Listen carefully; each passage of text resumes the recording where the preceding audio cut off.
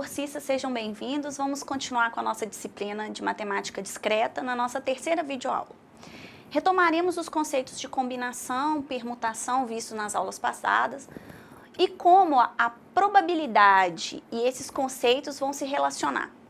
Nessa aula nós vamos conhecer a teoria de probabilidades, como ela pode ser usada para decifrar sistemas criptográficos complexos, como as máquinas de criptografar funcionam e como os computadores colaboraram nesse processo. Perceber como os vários conceitos de análise combinatória vão ser utilizados dentro da teoria de probabilidade. As máquinas que criptografavam mensagens começaram a ser desenvolvidas durante a Segunda Guerra Mundial. Os alemães construíram várias delas, dentre elas se destaca a máquina de Lorentz, usada por membros de alta patente do exército nazista. Os aliados perceberam que se soubessem como as engrenagens dessas máquinas estavam dispostas no início do processo, eles conseguiriam prever qual seria o seu comportamento futuro. Então vamos ver como que as máquinas que criptografavam funcionavam. Bom, o funcionamento da máquina de Lorentz funcionava da seguinte maneira. Primeiro, o texto original era pré-codificado, transformado em números do sistema binário. Depois disso, os rotores giravam e produziam, por exemplo, um número binário diferente, que correspondia a uma letra-chave. Posicionava-se, então, a mensagem original e a palavra-chave. Isto é, pegava-se o número correspondente a P e o número correspondente a M e esses números eram somados no sistema binário. E aí se fazia-se a correspondência a uma letra criptografada, também nesse sistema binário. Então, a mensagem era transformada para o sistema binário, depois ela era convertida através dos rotores da máquina a uma letra-chave. Essa letra-chave era somada à letra original e dava origem à letra que era criptografada. Em nosso dia a dia, é comum a gente tentar adivinhar qual é a melhor alternativa diante mais de uma opção de escolha. Perguntas como, meu time vai ser campeão? Quais as chances de um candidato ser eleito? E para isso, nós precisamos estudar o acaso. É a tentativa de se obter as melhores respostas para essas perguntas. A matemática vem, através da teoria de probabilidades, tentar responder. Essa teoria vai estudar modelos que descrevem fenômenos aleatórios, que ocorrem ao acaso, e serve para também medir a chance de ocorrência desses fenômenos, como, por exemplo, as chances de ocorrência para a probabilidade das máquinas que criptografavam. A teoria de probabilidades tem alguns conceitos que nós vamos usar com recorrência. O primeiro é os eventos ou situações equiprováveis, ou seja, eventos em que os casos favoráveis são igualmente prováveis de acontecer, ou seja, tem a mesma chance de acontecer. E dentro desse universo, nós vamos ter o espaço amostral, que é o conjunto de todos os casos possíveis dentre os casos prováveis de um evento acontecer. Então, dentro de todos os casos possíveis, nós temos as situações, ou os que a gente chama de eventos equiprováveis. Diante dos conceitos de espaço amostral, casos possíveis, casos favoráveis, chegou o momento da gente estabelecer um conceito que possibilite medir qual é a chance de acertarmos em uma escolha, o conceito de probabilidade. Faremos isso em duas etapas. No primeiro momento, nós vamos considerar o fenômeno dos eventos equiprováveis, ou seja, os eventos que têm a mesma chance de acontecerem. E, posteriormente, nós vamos considerar um caso geral. Então, vamos fazer um exemplo. Por exemplo, na Mega Sena, nós devemos escolher 6 números dentre as 60 dezenas disponíveis. Quantos subconjuntos de 6 elementos a gente consegue formar em um conjunto com 60 elementos? Ou seja, de quantas maneiras diferentes eu posso escolher 6 elementos. Então, isso é uma combinação simples. Uma combinação de 6 elementos em 60 elementos. Então, nós vamos fazer 60 fatorial dividido por 54 fatorial vezes 6 fatorial. Ou seja, nós temos, na verdade, esse pequeno númerozinho aqui, de conjuntos que a gente pode formar. Ou seja, nós temos 50 milhões, 63.860 possibilidades diferentes de formar conjuntos com 6 elementos. Então, o que a gente fez aqui foi contar a quantidade de subconjuntos que a gente pode formar. Ou seja, quantos conjuntos de 6 elementos nós podemos contar no total de 60 elementos. Nós vamos agora generalizar o conceito de probabilidade para casos mais amplos do que os improváveis. Para isso, nós devemos nos apoiar em um caso mais geral. Vamos ver a definição. A probabilidade de ocorrer um caso favorável no conjunto de casos favoráveis A, dentre casos possíveis de um espaço amostral ômega, é definido pelo número de casos favoráveis, que nós vamos definir por esse símbolo, dividido pelo número de casos possíveis, que é o nosso espaço amostral. Isso significa que a probabilidade de A acontecer é a razão entre o número de casos favoráveis e o número de casos possíveis. Por exemplo, qual é a probabilidade de o resultado do jogo do par e ímpar dar 7? Então, nós vamos fazer todas as possibilidades. Cada jogador, usando uma única mão, nós vamos ter, primeiro, 2 e 5, 3 e 4, 4 e 3, 5 e 2. Então, nós temos ao total 4 possibilidades para dar soma 7. Qual seria o total de casos possíveis do nosso espaço amostral? 5 vezes 5, ou seja, 25 possibilidades. Então, para a gente saber os casos em que a soma pode dar 7, a probabilidade disso acontecer, nós vamos fazer a divisão do número de possibilidades, que é 4, dividido pelo número de casos possíveis. Então, nós estamos dividindo os casos prováveis pelos casos possíveis, ou seja, 4 sobre 25, 0,16. A probabilidade, ela sempre é dada em forma de porcentagem na maioria das vezes. Então, a gente vai transformar esse número, 0,16, numa porcentagem, ou seja, a probabilidade do resultado no jogo do par ou ímpar sair 7 é de 16%. A probabilidade vai ser sempre um número entre 0 e 1. Então, nós vamos definir de uma forma mais geral. Então, definição. Um espaço amostral ômega, nós consideremos o conjunto de probabilidades de ômega, ou das partes de ômega, são os seus subconjuntos. Dizemos que uma função de probabilidade vai ser definida com valores no conjunto dos números reais, sendo uma função de probabilidade se a probabilidade de A vai ficar entre 0 e 1 para todo A pertencente a esse conjunto. B, a probabilidade de todos os elementos, ou seja, do subconjunto, o conjunto do espaço amostral ômega acontecer é 1 e a probabilidade do vazio é 0. E por último, C, a probabilidade da união de A e B é igual à probabilidade de A mais a probabilidade de B, se A interseção B for igual ao vazio. Note que quando a gente fala em A união B igual ao vazio, nós temos que a probabilidade de A união B ser A mais B se os eventos forem excludentes. Então, a gente chama a interseção vazia como sendo eventos excludentes, ok? Mas antes da gente prosseguir para a aplicação do caso geral, nós precisamos estabelecer uma definição muito importante, que é a definição de eventos independentes. Quando dois eventos ocorrem de uma forma em que eles não estarão conectados, ou seja, o evento A ocorre porque o evento B aconteceu e vice-versa. Então, por exemplo, o A é independente do B. Então, nós vamos fazer um caso em que ilustra esse evento independente. Nós temos duas roletas.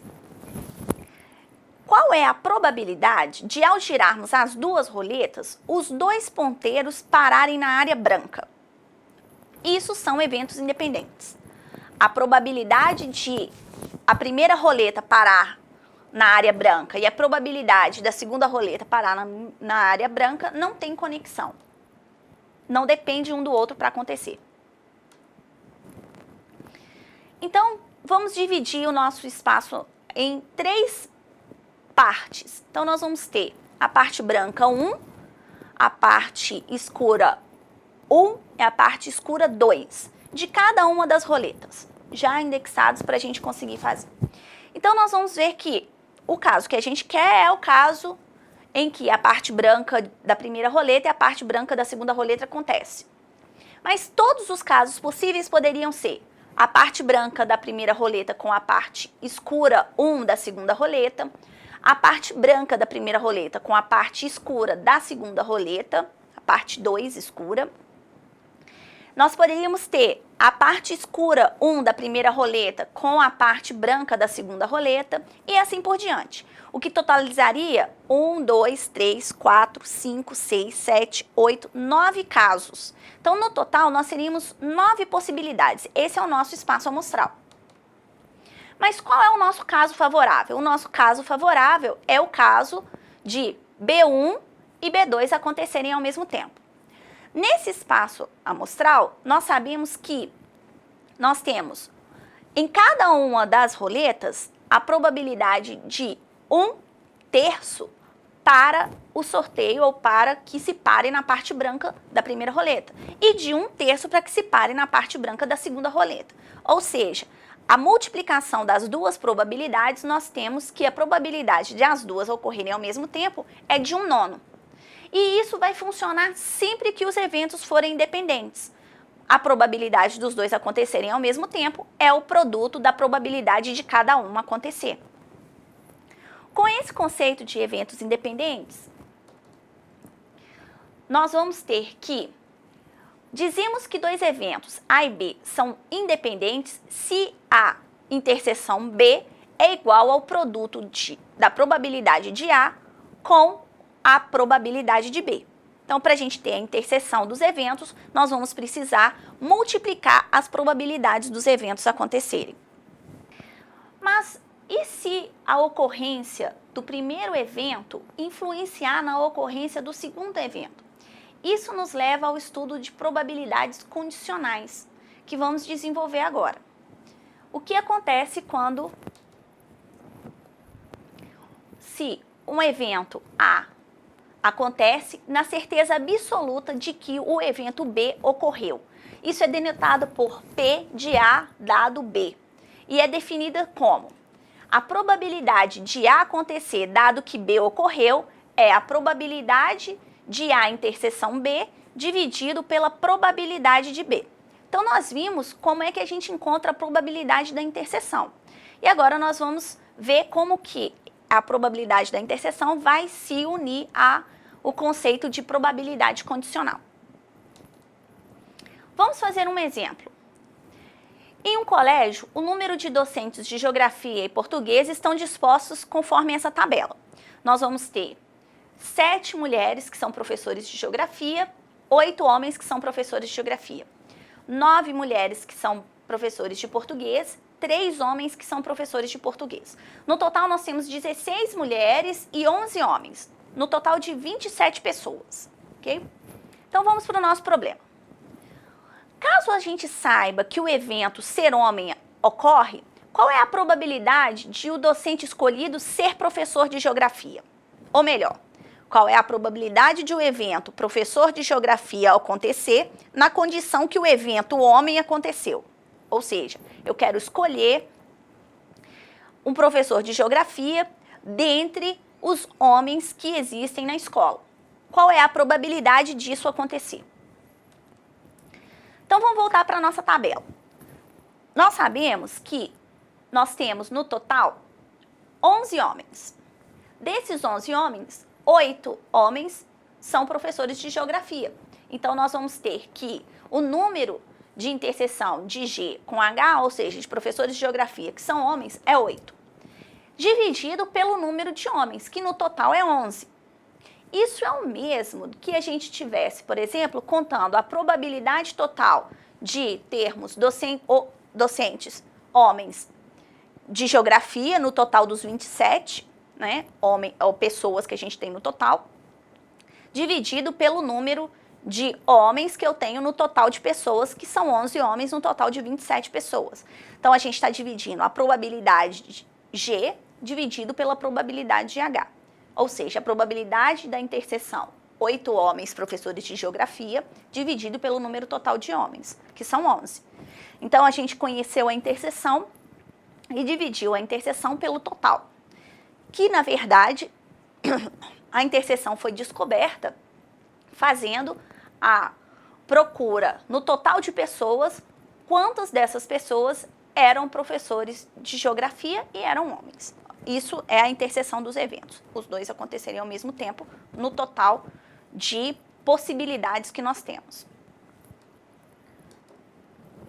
Agora, um segundo problema. Vejamos um problema que ilustra a teoria de probabilidades que estudamos até agora. Esse problema é um problema que pode ser trabalhado com seus alunos do ensino médio. Nós vamos ver, dentro do mesmo problema, 2 casos distintos onde a gente pode usar os conceitos de probabilidade. Uma caixa contém 4 bolas vermelhas e 3 bolas amarelas, de mesmo peso e tamanho. Esse é o nosso espaço amostral. Letra A. Uma bola escolhida ao acaso. Qual é a probabilidade de ela ser vermelha? E qual é a probabilidade dela ser amarela? Então, a probabilidade da bola ser vermelha é a quantidade de bolas vermelhas que eu tenho, ou seja, a chance de ser vermelha, o número de eventos prováveis, né, equiprováveis, favoráveis, dividido pelo número total de bolas, que são 7 bolas. Então, 4 dividido por 7 dá 0,57, ou seja, é de aproximadamente 57% a chance de que no primeiro sorteio eu tire uma bola vermelha. E qual é a probabilidade da bola ser amarela? Mesmo processo, eu vou pegar a quantidade de eventos favoráveis, são 3, dividido pelo número total de bolas, que são 7. Então, vão ser aproximadamente 43%. Agora, vejamos um caso um pouco mais complexo. Se 2 bolas são retiradas da caixa ao mesmo tempo, qual é a probabilidade delas terem cores diferentes? E qual seria a probabilidade delas terem a mesma cor? Então, agora o nosso problema ficou um pouco mais complexo. A ordem no nosso problema é importante? Não, não é importante. Bola vermelha e bola amarela não vai fazer importância a ordem em que eu tirar essas bolas. E se eu estou querendo tirar bolas distintas, né, que é o nosso primeiro caso, nós vamos contar então qual é o total de possibilidades de pares que podem ser formados com esse sorteio. Então, o número do nosso espaço amostral vai ser a combinação de 7 elementos tomados 2 a 2, ou seja, 7 fatorial dividido por 2 fatorial vezes 7 menos 2 fatorial, dá 21.